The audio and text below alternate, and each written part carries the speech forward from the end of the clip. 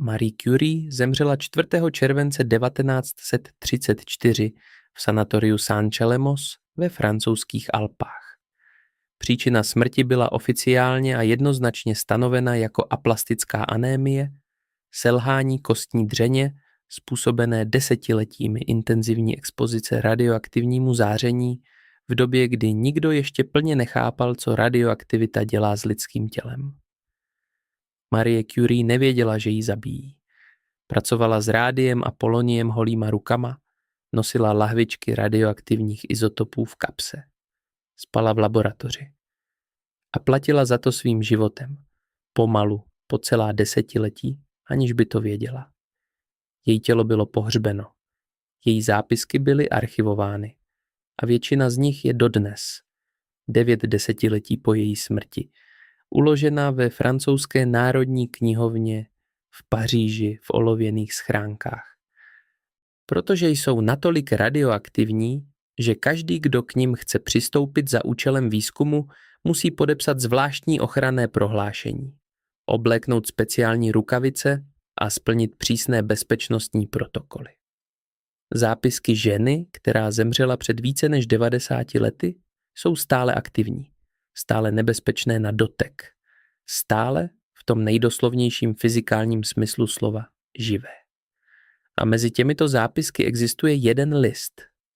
Jeden konkrétní identifikovatelný fyzicky existující list, který není vědecký záznam, který neobsahuje rovnice, naměřené hodnoty, chemické vzorce ani laboratorní poznámky, který je osobní, který je psán rukou Marie Curie v posledních týdnech jejího života, v době, kdy její tělo selhávalo, kdy její zrak, poškozený zářením, ji opouštěl, kdy psala s obtížemi. A který obsahuje věty, jež akademičtí historici vědy konzistentně a opakovaně přeskakují v edicích jejich zápisků. Věty, které nejsou citovány v biografiích. Věty, které nejsou součástí obrazu Marie Curie, který nám byl předán. Protože, a tady je věc, tyto věty nedávají smysl v žádném vědeckém kontextu, ale v jiném kontextu dávají smysl dokonale. S děsivou přesností. Marie Curie byla vědkyně v nejpřísejším a nejdůslednějším smyslu slova. Racionalistka. Empirička. Žena, která zasvětila celý svůj vědomý život důkazu, opakovatelnému pokusu, ověřitelné metodologii. První žena v historii, která získala Nobelovu cenu, a to v roce 1903. V době, kdy ženy na mnoha místech světa ještě nesměly volit. Jediný člověk v celé historii vědeckého bádání, který Nobelovu cenu získal ve 2 různých vědeckých oborech, ve fyzice a v chemii. Žena, jejíž mozek byl jedním z nejpřesnějších, nejdisciplinovanějších a nejpečlivějších vědeckých nástrojů, které 20. století poznalo. Tato žena v posledních týdnech svého života napsala věci, které se nevejdou do obrazu, který o ní máme. A to je přesně důvod, proč je tato část jejich zápisků tak znepokojivá. Protože není snadné odmítnout Marie Curie jako pověrčivou mističku, protože jí to prostě nejde.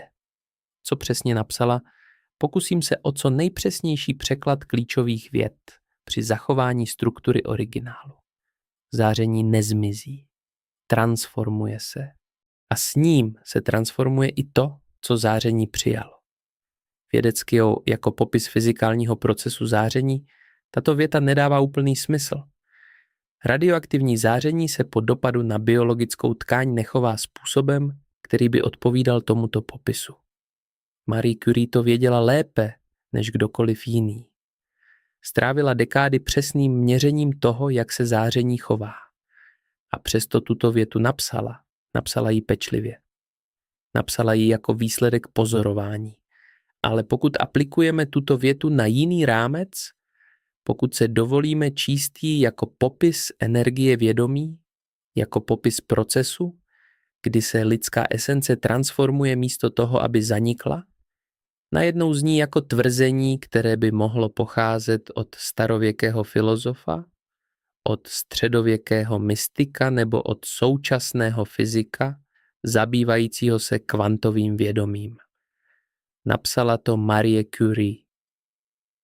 Ve svých posledních dnech. Rukou, která třásla. Svědomím, že umírá. Proč tuto část zápisku akademická věda přeskakuje? Nejjednodušší a nejpohodlnější odpověď je to anomálie. Nezapadá do kánonu. Narušuje konzistentní obraz Marie Curie jako ikony vědeckého racionalismu. A v akademickém světě je udržování konzistentního obrazu důležitých figur vědy velmi silnou institucionalizovanou tendencí. Anomálie se přeskakují. Nepohodlné detaily se vynechávají z populárních vydání. Ne vždy ze záměrné cenzury, ale z pohodlí, z tlaku na koherenci, z neochoty otvírat otázky, na které není snadná vědecká odpověď.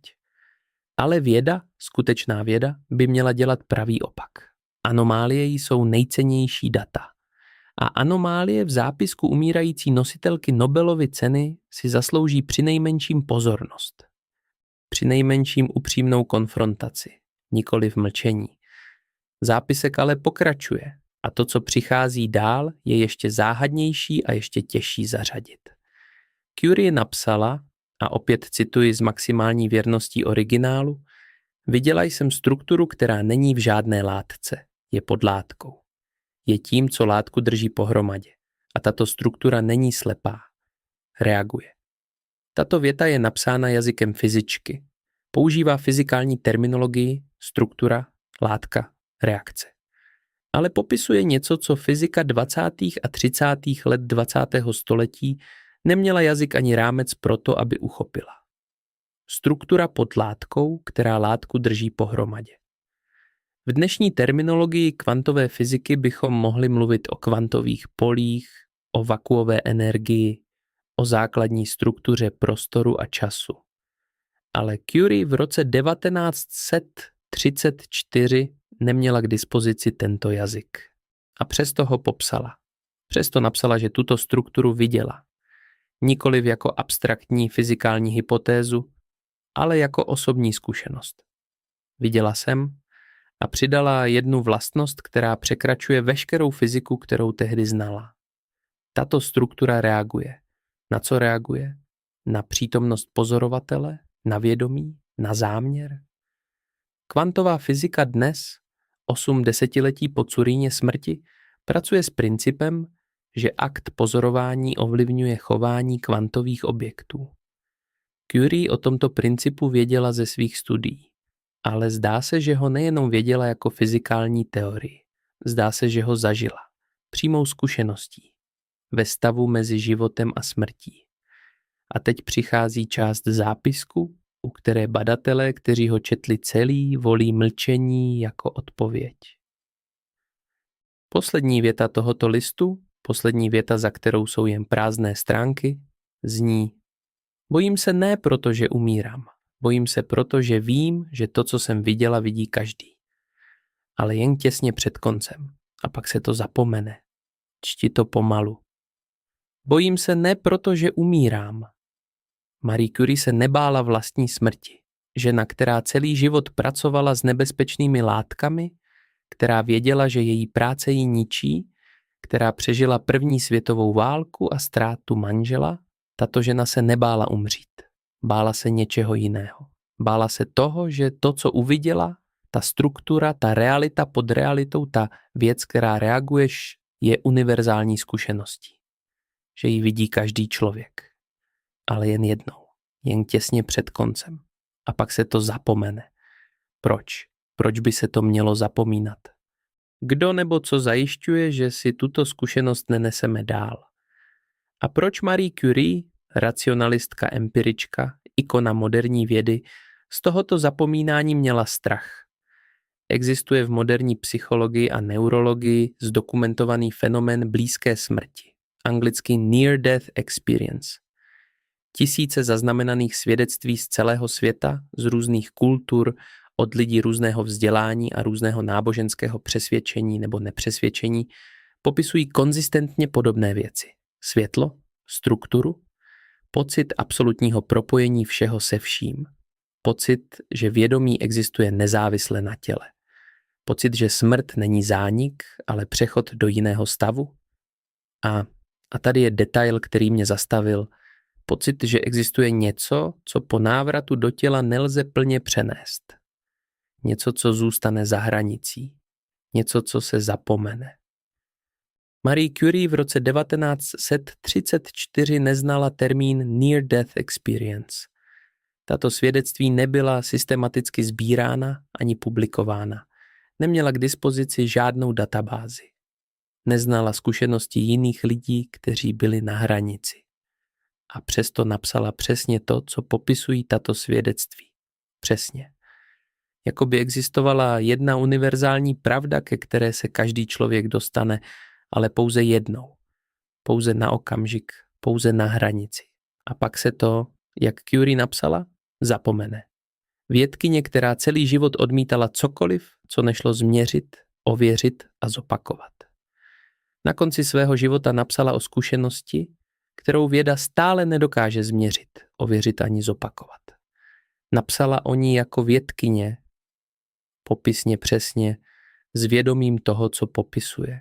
A bylo to ze všeho, co kdy napsala, z tisíců a tisíců stránek vědeckých záznamů, rovnic, výsledků a pozorování, to jediné, z čeho měla strach. Ne ze záření, ne z nemoci, ne z blížící se smrti, z toho, že to, co uviděla, se zapomene. Znovu. Jako vždy. Jako u každého člověka, který dospěl k této hranici a vrátil se, nebo nepřišel zpět. Jako by existovalo něco, co aktivně nechce, abychom si tuto zkušenost přinesli zpět. Jako by existovala hranice, za kterou vědomost nesmí projít. A Marie Curie, žena, která celý život překračovala hranice toho, co bylo považováno za možné, na konci narazila na jedinou hranici, která nešla překročit. A napsala o ní. A my jsme to přeskočili, protože se to nehodilo do obrazu, který jsme si o ní vytvořili.